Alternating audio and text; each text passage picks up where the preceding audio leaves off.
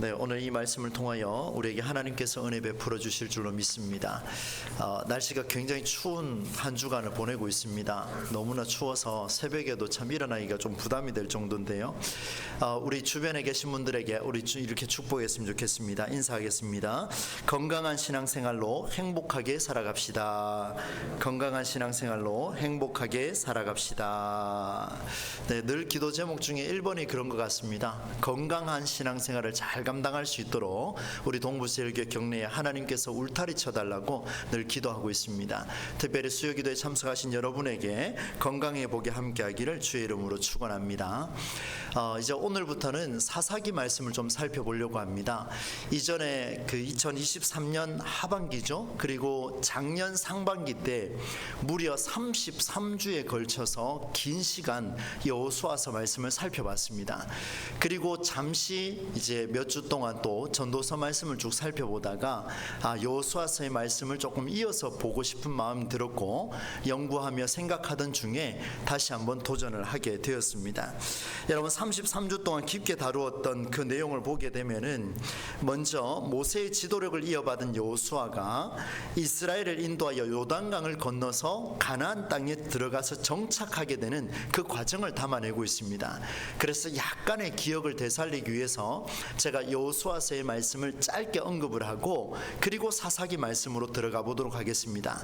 여러분 주요 초점을 잘 잡으셔야 되는데 왜 제가 앞에 여호수아서의 말씀을 짧게 거론하냐면 이 여호수아서의 말씀과 사사기의 말씀은 역사적으로 연결이 됩니다. 그런데 이 성경 기자가 바라보는 관점이 완전히 다른 관점으로 보고 있다는 것을 먼저 여러분에게 말씀을 드립니다. 그래야 이 말씀을 집중해서 쫓아오실 수 있을 것 같습니다. 여호수아서 말씀은 총 24장으로 이루어져 있는데 참 여러 가지 내용이 많이 있었죠.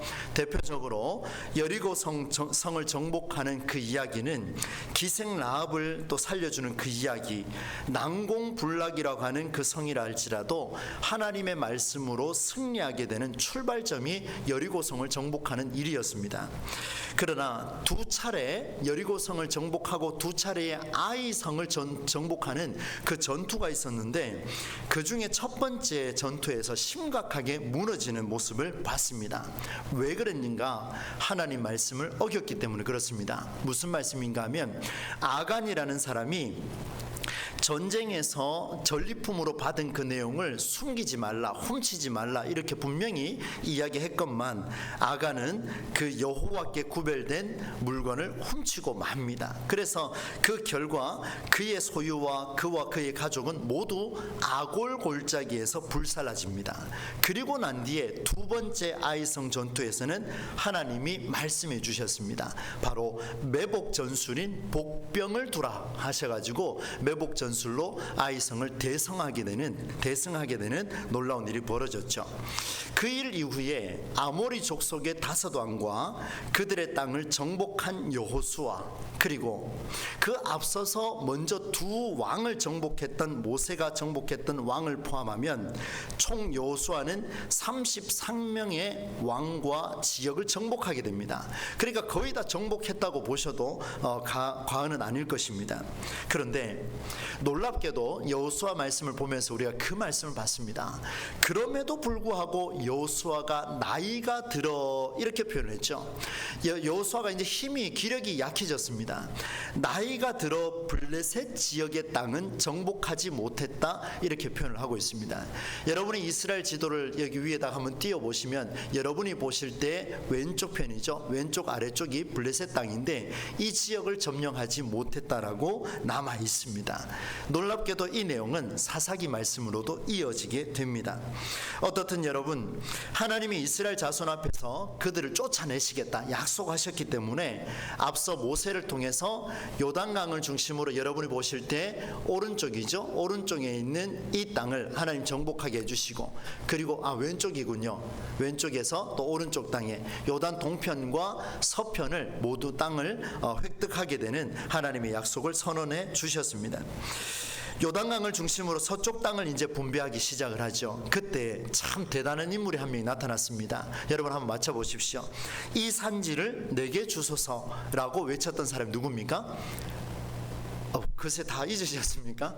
갈렙이죠. 갈렙. 얼마 전에 제가 줄 난예배 설교도 한번 했지 않습니까? 갈렙이라는 이 사람이 이 산지를 내게 주소서라고 외쳤습니다. 그런데 그 산지를 보니까 헤브론이라는 땅인데 그 땅에 누가 살고 있었냐면 아낙 자손이 살고 있었습니다. 이 자손들이 누구냐면 힘이 센 사람들이에요. 가나안 땅에서도 가장 힘이 셌고 키가 크고 덩치가 이만했습니다. 못 봤으니까 잘은 모르겠습니다만은 어쨌든 사람이 범접할 수 없는 강인한 모습을 갖추고 있었던 사람들이 누구냐면 헤브론 땅의 아낙 자손이었습니다. 누구도 들어가지 않으려 했습니다. 그때 갈렙이 외쳤습니다. 여호와께서 함께 하시면 능히 그 땅을 말씀대로 쫓아낼 수 있습니다 라고 선언하면서 이 산지를 내게 주소서. 아무도 가지 않는 그 땅 제가 들어가서 이겨내 보겠습니다. 그의 나이 몇 살입니까? 85세에 뛰어들었습니다. 광야의 약속의 시간이 45년이 흘렀는데 긴 시간이 흘렀어요. 그런데 그 약속이 드디어 85세가 되는 그때에 이루어지는 것을 보고 하나님 제가 들어가겠습니다 라고 외쳤던 갈렙의 모습을 보게 되었죠. 그리고 갈렙이 이렇게 선포했습니다. 누구든지 내가 정복하고자 하는 저 헤브론 땅에 그 드빌이라는 땅에 누구든지 뛰어들어가서 그 땅을 획득하게 되면 내 동생의 내 딸 악사를 아내로 주겠다 이렇게 표현을 했습니다. 그렇게 선언을 했죠. 그때 그 말을 듣고 뛰어들어가서 드빌을 쟁취한 사람이 있었는데 갈렙의 아우 그나스의 아들 온니엘이라는 사람이 그 땅을 획득하게 됩니다. 놀라운 일이 벌어지게 되었죠. 그 온니엘이라는 사람이요 이제 다음 주에 만나게 될 텐데 그 다음 주군요 만나게 될 텐데 첫 번째 사사로 등장을 하게 됩니다. 사랑하는 여러분, 여기까지의 내용이 여호수아 15장입니다. 이제 24장까지 가려면 조금 남았죠. 그런데 이 15장의 내용이 오늘 사사기 1장에 등장을 합니다. 그래서 여러분에게 말씀을 드리는 거예요. 이 배경을 두고 사사기 1장으로 조금 건너뛰어서 넘어오게 되는데 이 장면에서 하나님이 우리에게 무엇을 요청하는가를 한번 보려고 합니다. 사사기는 여러분이 익히 한번 들어보셨을 겁니다. 12명의 사사가 있습니다. 첫 번째 온니엘, 그리고 에훗, 삼갈, 그리고 여선지 드보라, 그죠? 장수였죠. 그 다음에 기드온, 돌라, 야일, 입다, 입산, 엘론, 그 다음 마지막 누구죠? 압돈, 삼손, 이렇게 됩니다. 총 12명의 사사를 기록을 하고 있는데 순서대로 나열을 하고 있습니다. 많은 학자들은 이것이 시간상이라고 이야기하는 사람도 있고 또 어떤 학자들은 상당히 대부분의 학자들은 이것은 그냥 사건의 전개를 두고 기록을 해놨다 이렇게 표현하는 사람들도 들어 있습니다. 참 많은 사연이 담겨 있습니다. 그래서 저도 이 사사기를 준비하면서 많은 기대감이 생겼습니다. 상당히 어려운 성경인데 기대감이 생기고 사건 전개가 흥미진진하다 라는 말씀을 미리 여러분에게 말씀을 드립니다. 이처럼 여러 사사가 등장하게 되는데 사사라는 이름의 뜻은 그것입니다. 판단하다, 재판하다, 그때 당시의 일들을 이끌어내기 위한 지도자로 삼았던 사람이 누구냐면 사사였습니다. 이스라엘 백성들이 여호와의 목전에서 악을 숭배했습니다. 우상을 숭배했습니다. 하나님에게서 버려둠을 당하였는데 그 결과 모압이라는 나라와 민족과 미디안, 가나안, 암몬, 블레셋 사람들에게 상당한 고통을 겪습니다. 이게 사사기의 내용이에요. 이스라엘 백성들이 하나님 앞에서 여호와를 섬기지 아니하고 우상을 숭배하기 시작합니다. 마음이 좀 편했던 것 같아요. 등 뜨시고 뭐라 그럽니까? 배분을 나서 조금 편했던 것 같습니다. 그러다 보니까 우상을 숭배하는 일이 많이 생겼어요. 그때 하나님이 노하셔서 주변에 있는 민족들을 하나님이 컨트롤하셔서 이들을 정복하게 되는 싸움이 일어나게 됩니다. 그런데 조금 이따가 제가 말씀을 드리겠습니다만 이 일에 대해서 하나님께 책임을 전가하면 큰일 납니다. 조금 이따가 말씀을 드릴게요.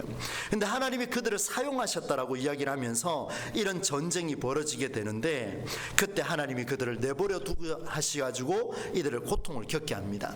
그리고 이들이 막 너무 뒤었다 그러죠. 힘드니까 하나님께 부르짖습니다. 하나님 살려주십시오. 살려주십시오. 저 이방 민족의 칼과 창이 두렵습니다. 살려주십시오라고 하니까 하나님이 그들을 외면하지 않고 또다시 지도자를 세워줍니다. 그게 누군가 하면 사사입니다. 12명이니까 엄청나게 많은 사건이 벌어지게 되겠죠. 그들이 바로 사사들인데 놀랍게도 12명의 사사가 세워졌다는 것을 생각을 해보면 이것이 다람쥐 쳇바퀴처럼 돌아가듯이 계속해서 반복됐다는 것을 짐작할 수가 있습니다. 정리하면 이렇습니다. 하나님이 복을 주시니 등 뜨시고 배불러서 우상을 숭배하다가 하나님이 진노하셔서 전쟁이 일어나고, 그런데 전쟁이 일어나고 난 뒤에 하나님께 하소연했더니만 하나님 불쌍히 여기셔서 사사를 세워서 그들을 구원해 주시고, 또 평안해지니까 어떻게 합니까? 또 등 뜨시고 배부러지니까 또 하나님 앞에서 우상을 섬기게 되는 이런 일, 이것이 계속해서 반복되어서 나타나는 게 사사기의 내용입니다. 이렇게 살지 말자라고 선언하는 게 사사기의 내용이죠. 저도 그렇게 지금까지 봐왔습니다. 그런데 이번에 연구하면서요, 참 많은 생각을 하게 됐습니다. 하나님, 그 사사 시대의 사람들과 오늘 우리 시대의 사람들은 거의 비슷한 것 같습니다.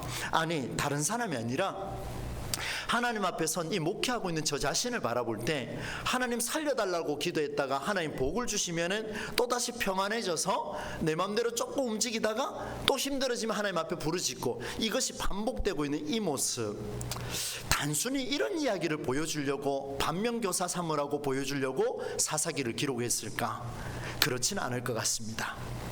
그래서 오늘 말씀이 중요합니다. 그것을 뛰어넘어서 훨씬 더 중요한 게 들어있다는 것을 말씀해 주고 있는데, 그 이유는요, 그들이 잘못하게 된 이유를 정확히 알아야 합니다. 그들이 등 뜨시고 배불러서 우상을 숭배했느냐? 맞습니다. 그러나 그보다 훨씬 더 근본적인 이유가 있었습니다. 그것을 오늘 저와 여러분이 함께 찾아내고 그걸 가지고 우리 시대를, 우리를 조명해보는 그런 은혜가 있어야 하겠습니다. 이것이 사사기 전체를 보는 눈이 될 것입니다. 이런 배경 안에서 저는 오늘 1장 본문 앞부분을 보려고 합니다. 뒤에 나오는 갈렙의 아우 그나스의 아들 온니엘이 드비를 점령하여 갈렙의 딸인 악사를 아내로 맞이했다, 이런 내용은 이미 제가 여호수아 15장 할 때 말씀을 드렸습니다. 그래서 앞부분 내용을 1절로 7절 말씀을 집중적으로 한번 보도록 하겠습니다. 저는 오늘 두 가지로 한번 정리할 텐데요, 여러분 두 가지를 잘 들으셔서 이 두 가지가 그들로 하여금 잘못하게 된 배경이 될 텐데, 왜 잘못할 수밖에 없었을까? 이걸 우리로 하여금 말씀으로 한번 경청해 보시기를 바랍니다. 첫 번째는요, 오늘 사사기의 말씀의 시작을 보면 이렇게 시작을 하고 있습니다. 여러분 1절 앞부분에 무엇이라고 기록되어 있습니까? 여호수아가 죽은 후에 이렇게 기록을 하고 있습니다. 시간상으로 보니까 여호수아가 죽었습니다. 그런데 놀랍게도 뒤에 가면 2장에 나가면 또 여호수아가 몇 살에 죽는지 또 기록을 하고 있습니다. 여러분, 여호수아가 죽은 후에라고 기록하는 것이 그냥 시간상의 문제일까? 아니면 다른 시대가 이어졌기 때문에 그 시대의 전환점을 알려주는 것일까? 여러 가지 생각을 할 수가 있겠죠. 그런데 여러분, 여호수아의 죽음이 가지는 의미가 얼마나 컸으면 사사기 1장에서 21장까지 전체를 포괄할 수 있는, 한마디로 이야기하자면 여호수아가 죽었다라는 이야기입니다. 이거 그냥 넘어갈 수 없는 문제예요. 분명히 하나님께서 사사 선지자를 통해 이 성경을 기록을 했다면 여호수아가 죽었다라는 이유가 분명히 있을 텐데, 그것이 오늘 우리에게 무엇을 의미하는지를 보려고 합니다. 그래서 저는 이 원고에다 이렇게 한번 적었습니다. 여호수아의 죽음이 가지는 의미가 너무나 커서 사사기 21장 전체의 문을 오픈했다, 이렇게 적었습니다. 사랑하는 여러분, 여호수아의 죽음과 모세의 죽음과 의미가 다를까요? 아니면 같을까요? 한번 들어보십시오. 모세의 죽음은요, 비스가 산에서 너는 여기서 인생이 마무리될 것이다, 하나님이 직접 알려주셨습니다. 하나님 직접 가르쳐 주셨어요. 너는 어느 곳에서 이 시간에 죽을 거다라고 이야기를 해주셨습니다. 그런데 여호수아의 죽음은요, 준비된 죽음이 아니었습니다. 모세는 준비가 됐습니다. 여호수아는 준비하지 못했습니다. 게다가 여호수아의 죽음이 가지는 가치가 얼마나 위대한지를 알면 그의 죽음이 사사기 전체를 포괄할 수밖에 없는 이유가 된다라는 것을 볼 수 있습니다. 여러분, 여호수아의 죽음과 그 다음에 모세의 죽음과 여호수아의 죽음이 어떻게 해서 차이가 나는지를 좀 살펴보면서 여호수아의 죽음이 얼마나 가치가 있는지를 한번 보려고 합니다. 모세의 죽음은 준비가 됐다라고 이야기했고 여호수아의 죽음은 준비가 되지 못했습니다. 그런데 놀라운 것은 이 여호수아의 죽음이 얼마나 위력이 있는가를 보여드리려고 합니다. 여러분, 제가 여호수아서 마지막 제가 설교를 할 때 이런 표현을 드렸습니다. 여호수아 1장에서 여호수아를 소개할 때 이렇게 소개를 했습니다. 모세의 수종자 눈의 아들 여호수아, 이렇게 시작을 했었습니다. 그런데 24장에 오게 되면요, 눈의 아들 여호수아가 110세에 죽게 되는데 그 눈의 아들 여호수아를 소개하는 마지막 기록 대목이 뭐냐 하면 뭐라고 돼 있었습니까? 기억나세요? 여호와의 종. 할렐루야. 이야, 기억하고 계시네요. 감격입니다. 너무 감격입니다. 사람의 수종자가 아니고요, 여호와의 종 눈의 아들 여호수아, 이렇게 기록을 했습니다. 24장까지의 내용 중에 여호수아가 얼마나 평생을 전쟁사를 치르면서 사람의 수종자가 아니라 여호와의 종으로 살았다라는 놀라운 이야기를 보여줬습니다. 이 말을 바꿔서 이야기하면 여호와의 종을 잃은 이스라엘 백성들에게 충격일 수밖에 없다라는 것을 대변해 주고 있습니다. 다시 말씀드립니다. 여호수아는 그냥 사람의 아들이 아니었습니다. 모세의 수종자로 알려졌던 그 여호수아가 훗날 여호와의 종이었습니다. 여호와의 종으로 알려진 그 사람이 죽었다는 이야기는 지금 여호와의 종이 있다는 말입니까? 없다는 말입니까? 없다는 말이죠. 하나님과 유일하게 소통할 수 있었던 사람이 있었는데 그가 바로 여호수아인데, 심지어 갈렙조차도 여호수아에게 하나님의 말씀을 물었습니다. 이런 일이 벌어졌는데 여호수아의 죽음을 그냥 넘길 수 있다고요? 여러분, 미래가 사라졌습니다. 구심점이 없어졌습니다. 게다가 아직 분배한 땅을 나누기는 했지만 정복하지는 못했습니다. 그렇다면 이 여호수아가 사라졌다는 이야기는 이스라엘 민족 전체가 이제 앞으로 그 미래는 어떻게 될 건지 뻔하다는 이야기입니다. 지도자가 죽어버렸습니다. 힘을 모으는 일에 있어서 이스라엘 전체가 모이기보다는 자기 팔, 자기 흔들기 바쁜 그런 시절을 살아갈 수밖에 없는, 군용어로 하자면 각계 전투해야 되는, 개별적으로 전투해야 되는 이런 일이 벌어졌습니다. 이스라엘 공동체의 의미가 점점 희미해져 가고 있는 것을 보여줍니다. 그런데 1절의 말씀을 보면 이렇게 기록을 합니다. 여러분, 1절 말씀 다시 한번 같이 한번 읽어보겠습니다. 시작. 여호수아가 죽은 후에 이스라엘 자손이 여호와께 어떻게 했다 그럽니까? 여쭈어 이르되. 여러분, 신기하지요? 여호와의 종 여호수아가 죽었습니다. 그리고 난 뒤에 부르짖을 사람이 없으니까 이스라엘 자손이 어떻게 했습니까? 지금 이스라엘 자손이 여호와께 여쭈어 이르되 분명히 물었습니다. 하나님 앞에 물었습니다. 그 다음에 이렇게 묻습니다. 우리 가운데 누가 먼저 올라가서 가나안 족속과 싸울까요? 저 민족들하고 지금 전쟁을 치러야 되는데 하나님, 여호수아는 죽었고 우리 중에 누가 지금 올라가야 됩니까? 여호수아가 항상 우리를 대변해 줬고 하나님의 말씀을 대변해 주셨는데 이제는 그 말 해줄 사람 없으니까 이제 어떻게 하면 좋습니까? 라고 물었더니 2절 말씀에 하나님이 이렇게 답변을 해주셨습니다. 같이 읽어보겠습니다. 시작. 여호와께서 이르시되 유다가 올라갈지니라, 보라 내가 이 땅을 그의 손에 넘겨주었노라 하시니라. 아멘. 자, 한번 보십시오. 부르짖는 그들에게 여호와께서 응답하셨습니다. 어느 지파가 먼저 올라가라 그랬습니까? 유다가 먼저 올라가라. 12지파 중에 유다가 먼저 올라가라. 내가 이미 그 땅을 유다 지파에게 넘겨주었다. 여러분, 하나님의 말씀을 잘 기억하셔야 됩니다. 여호와의 말씀이 선포되었고 그에 따라 유다 자손 사람들이 먼저 싸우러 올라갔습니다. 하나님이 허락한 것은 유다 자손만 허락했습니다. 기억하셔야 돼요. 그러나 이후에 사사기는 이스라엘 자손이 여호와께 물어보고 움직이는 자들이 1장의 내용을 넘어서면 단 한 번도 나오지 않습니다. 이게 기가 막힌 이야기예요. 1장에서 지금 여호와께 부르짖은 사람이고 물은 사람이 누구냐면 이스라엘 자손 전체였습니다. 그런데 1장 1절로 7절까지 딱 지나서고 나면 이들은 하나님 앞에 울부짖기만 합니다. 묻지 않습니다. 하나님 이 일을 어찌 감당하면 좋겠습니까? 라고 묻지 않습니다. 하나님 살려주십시오, 살려주십시오, 살려주십시오, 이 말만 반복하고 있습니다. 이것을 다른 말로 하면 자기 마음대로 살고 있더라는 것을 보여주게 되죠. 여호수아서와 사사기의 결정적 차이입니다. 무슨 차이인가 하면 여러분 잘 들어보십시오.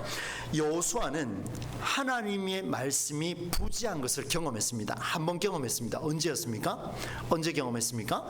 아이성과 전투할 때 첫 번째입니다. 하나님께 묻지 않았습니다. 하나님 말씀을 듣지도 않았습니다. 묻지도 않고 듣지도 않고 쳐들어가자.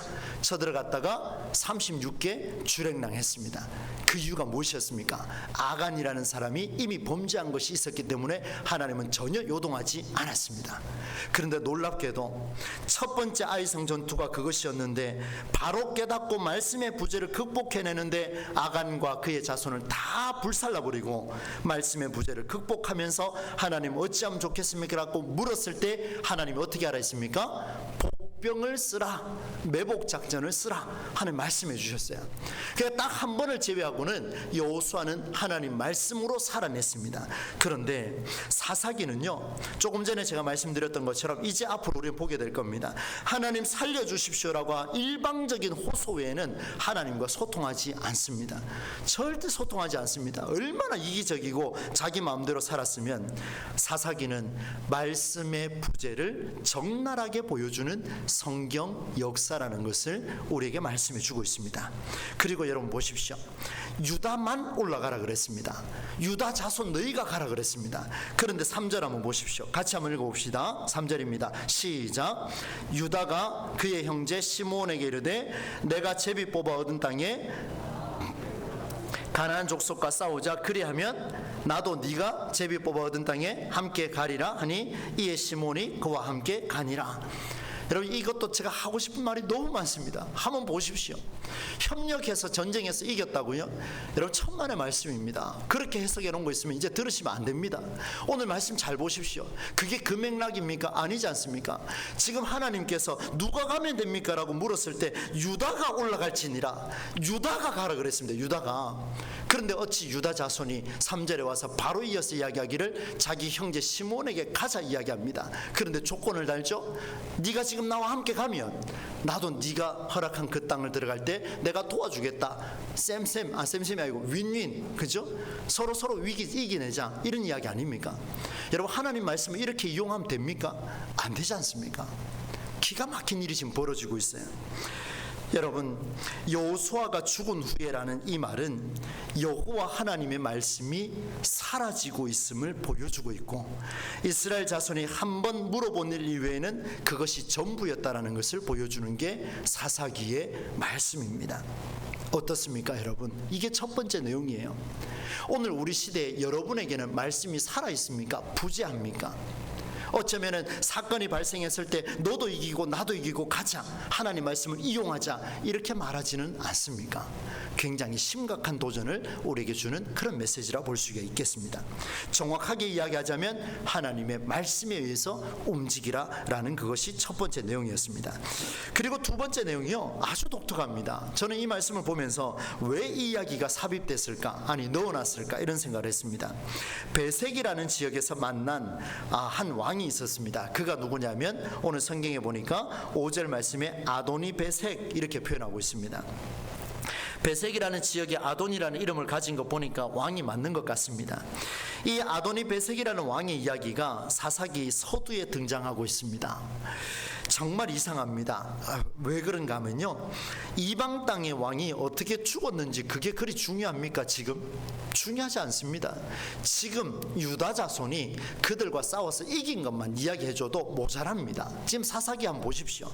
그런데 아도니 베섹이 어떻게 죽었는지, 그가 어떤 말 하고 있는지 상세하게 무려 6절 7절을 다 거론하고 있습니다. 다 거론하고 있습니다. 하나님께 묻는 일은 전혀 안 보이시오. 이방 땅에 죽었는 그 이유, 그리고 아도니 베섹을 만나서 싸워 이겼음을 보여준 장면에서 놀라운 사실을 우리는 찾을 수가 있습니다. 이제 그 이야기를 나누려고 합니다. 6절과 7절 말씀을 한번 보십시오. 아도니 베섹이 그동안 어떻게 살았는지를 보여주는데, 여러분 6절 7절 같이 한번 읽어보겠습니다. 시작.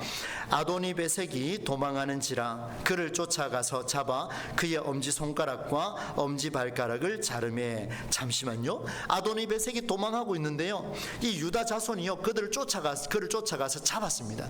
그리고 어떻게 했다고 그럽니까? 엄지손가락을 잘라버렸습니다. 그리고 엄지발가락을 잘라버렸습니다. 아마 유다 자손이요 이 아도니 베섹이 어떤 행동을 했는지를 들었던 것 같습니다. 그래서 7절 말씀으로 넘어가는데, 이렇게 아도니 베섹이 엄지손가락과 엄지발가락이 잘리고 난 뒤에 이렇게 선언합니다. 7절 같이 있습니다. 시작. 아도니 베섹이 이르되 옛적에 70명의 왕들이 그들의 엄지손가락과 엄지발가락이 잘리고 내 상 아래에서 먹을 것을 줍더니 하나님이 내가 행한 대로 내게 갚으심이로다 하니라. 무리가 그를 끌고 예루살렘에 이르렀더니 그가 거기서 죽었더라. 이렇게 표현하고 있습니다. 제가 질문 한번 드려보겠습니다.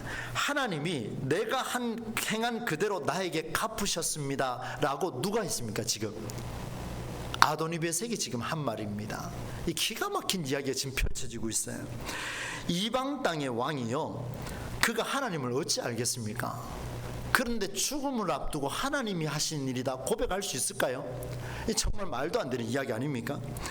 그의 탄식이 그 뭐 그리 큰 일입니까? 성경이 기록될 정도로 그 탄식이 큽니까? 아니지 않습니까? 저는 그런 생각이 들었습니다. 그냥 지나쳐도 될 일인데, 게다가 자신의 한 일을 그가 볼 때 이방 신인 하나님이 갚았다고 탄식하며 말하는 하나님의 신이 더 위대한가, 이걸 보여주려고 하셨을까? 그것도 아닌 것 같습니다. 이방 땅의 왕이 하나님 앞에서 굴복하고 있는 그 장면 보여주려고요? 그것도 아닙니다, 여러분. 우리는 이미 승리의 신의 이 마음에 합당이 되어 있기 때문에 언제나 이방 땅의 왕들은 죽어야 한다라는 그런 논리를 갖고 있습니다. 그런데 오늘 본문은요, 그렇게 해석했다가는 큰일 납니다.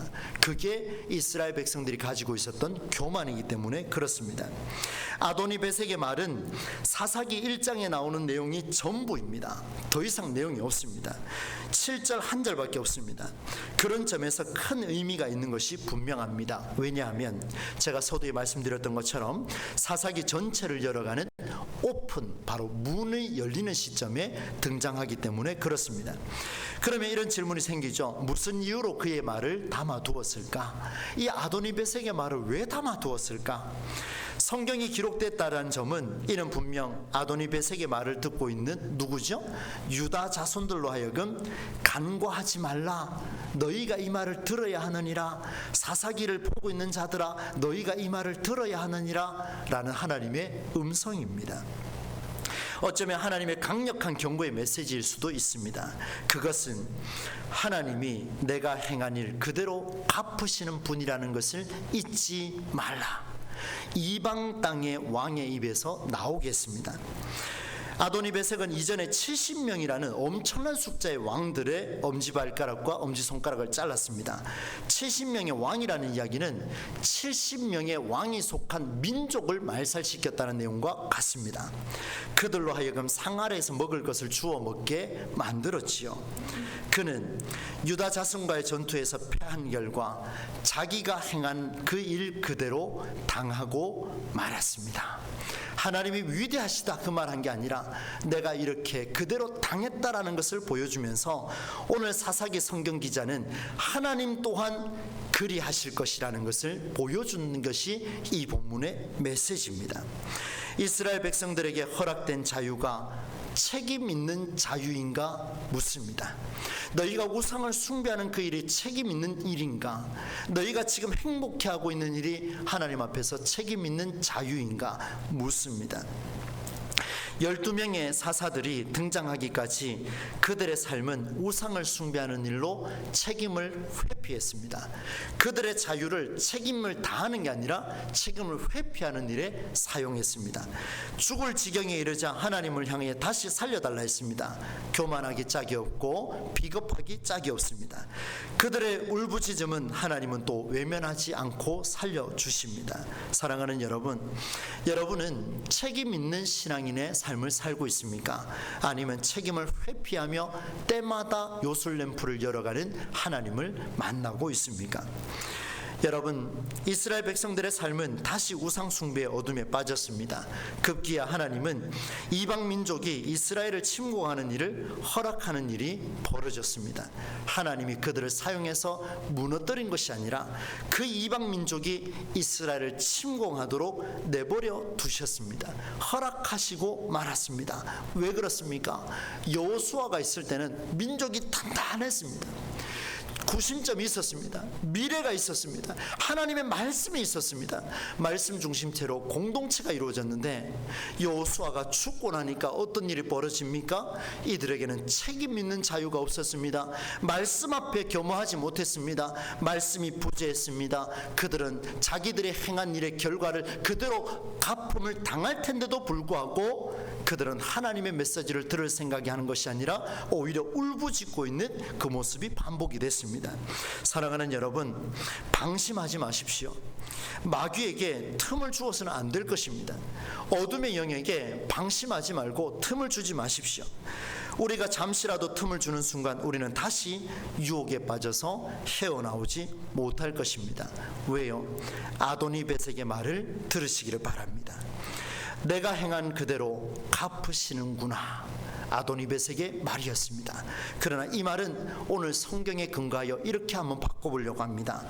네가 행한 그대로 네가 그에 대한 책임을 져야 할 것이다. 이 말이 우리에게 들려오고 있습니다. 여러분, 사사시대가 어쩌면 다람쥐 쳇바퀴처럼 들려오는 그런 일을 반복하지 말라 이런 교훈으로 받으셨다면 이제는 조금 더 깊어지십시다. 어떻게 해요? 사사시대는 말씀이 부재하여 그렇게 된 것이다. 또 사사시대는 여호와의 말씀을 부재함으로 말미암아 그들에게는 하나님께 묻는 일은 사라졌고 오히려 호소하고 하소연하는 일만 남아 있었습니다. 우리 삶에 한번 적용해 보겠습니다. 사랑하는 우리 동부제일교회 성도 여러분, 특별히 수요 기도에 나오신 여러분은 하나님께 기도하실 때 하나님과 진지하게 대화하십니까? 아니면 울부짖습니까? 아무리 힘든 상황이라도 지금 유다 자손만큼 힘드십니까?